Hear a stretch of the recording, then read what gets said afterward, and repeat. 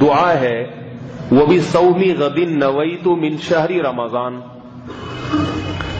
رمضان میں ہماری کتابوں میں لکھا ہوا ہے کہ یہ دعا مانگنی چاہیے, وہ بھی صومی غدن نویت, یہ نیت ہے. تو یہ غلط ہے, اس کا نہ قرآن و سنت اس کا کوئی ثبوت ہے, اور ویسے بھی نیت دل کے ارادے کا نام ہے. اور رمضان میں ارادہ ہوتا ہے صبح اٹھے سحری کھانے کے لیے تو روزہ ہی رکھنے کے لیے تو کھا رہے ہیں, ورنہ کسی کا دماغ خراب ہے 4 بجے اٹھ کے ناشتہ کرے گا, وہ کیا خیال ہے؟ دنیا میں ایسا کوئی پاگل دیکھا آپ نے جو 4 بجے روزہ نہ رکھنے کی نیت سے کھا رہا ہو اٹھ کے کہ میرا روزہ نہیں ہے لہذا میں آج 4 بجے کھاؤں گا؟ بھائی 4 بجے کھانا یہ نیت ہی ہے, اور مضبوط دل میں ارادہ کر لے. اور کوئی وسوسوں کا مریض ہے, اس کے لیے علماء نے کہا کہ زبان سے کہنے میں کوئی حرج نہیں ہے. کوئی وسوسے ہیں کہ پتہ نہیں, پاگل لوگ بہت ہوتے ہیں نا دنیا میں, وہ سوچتا رہے گا سارا دن پتہ نہیں میری نیت تھی کہ نہیں تھی. تو ایسے پاگلوں کے لیے فقہا نے لکھ دیا کہ زبان سے بول دے میرا روزہ ہے. یہ پاگلوں کے لیے, اصل حکم یہ نہیں ہے. اصل نیت دل کے ارادے کا نام ہے. صحابہ تابعین سے کسی سے بھی ثابت نہیں ہے کہ وہ زبان سے نیت کرتے تھے. نماز میں آپ دیکھ لیں پیچھے وہمی لوگ کھڑے ہوتے ہیں تو نیت کر کے ساتھ والے کی نماز بھی خراب کر دیتے. میں نیت کرتا ہوں, میں نیت کرتا ہوں ظہر کے 4 فرض.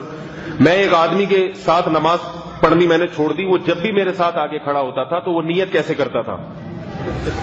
میں نیت کرتا ہوں 4 رکعت نماز فرض واسطے اللہ کے پیچھے اس امام کے.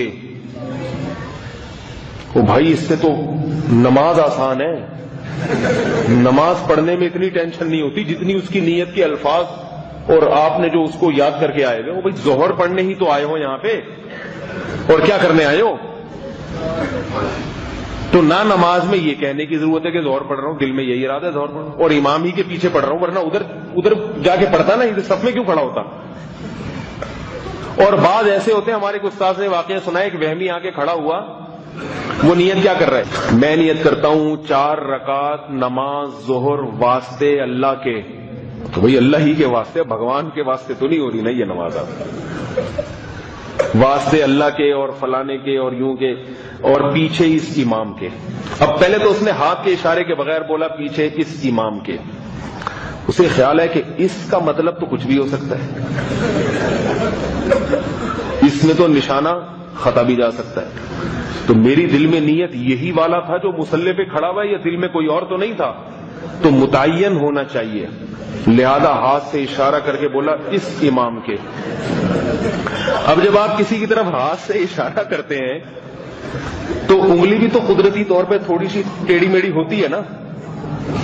تو چونکہ یہ تھوڑا صف میں دور کھڑا ہوا تھا تو اس کو ڈر یہ لگا کہ یہ نشانہ بالکل اسی بندے کی طرف پتہ نہیں جا رہا ہے کہ نہیں جا رہا.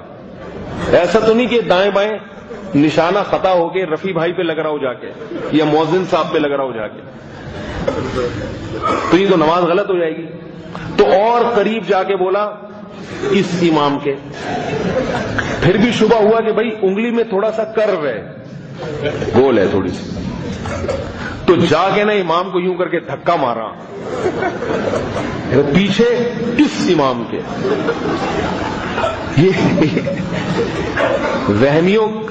وہمی لوگ اگر یہ کریں نہ کریں تو سب کی خواہش بہرحال یہی ہوتی ہے کہ بالکل متعین ہو جائے. تو ایسے پاگلوں کے لیے, ایسے احمقوں کے لیے فقہا نے لکھ دیا, مستحسن قرار دے دیا. اتنا تو نہیں کہ یوں جا کے کرے کہ بھئی زبان سے بول دو ظہر پڑھ رہا ہوں, لیکن اصل مسئلہ یہ نہیں ہے. لہذا زبان سے نیت کو سنت قرار دینا یا اس کے دفاع میں دلائل بیان کرنا حماقت اور بیوقوفی ہے, جہالت کی بات ہے ہی نہیں. تو اسی طرح زبان سے نماز جنازہ کی نیت کرنا, لوگ عید کی نماز سے پہلے نیتیں یاد کر کے آتے ہیں. عید خود ایک مشکل نماز ہے, اور پھر اس پر نیت یاد. بھائی عید ہی کی تو نماز ہے, اور کیوں آ رہے ہو ابھی نہا دھو کے؟ کیا کرنے آ رہے ہو؟ جنازہ پڑھنے آ رہے ہو یہاں پہ؟ جنازہ پڑھنے کے لیے اتنے نہانے دھونے کی, خوشبو لگانے کی کیا ضرورت ہے؟ یہ تو جنازے کی توہین نہیں ہے. وہ کہے گا میں مر گیا اور تم جناب اسپرے کر کے آ رہے ہو, خوشبوئیں لگا کے آ رہے ہو. لیکن ہمارے ہاں بعض خطیبوں کے بیان ملیں گے, وہ بھی صومی غدین نویت من شہر رمضان پر دلائل ملیں گے آپ.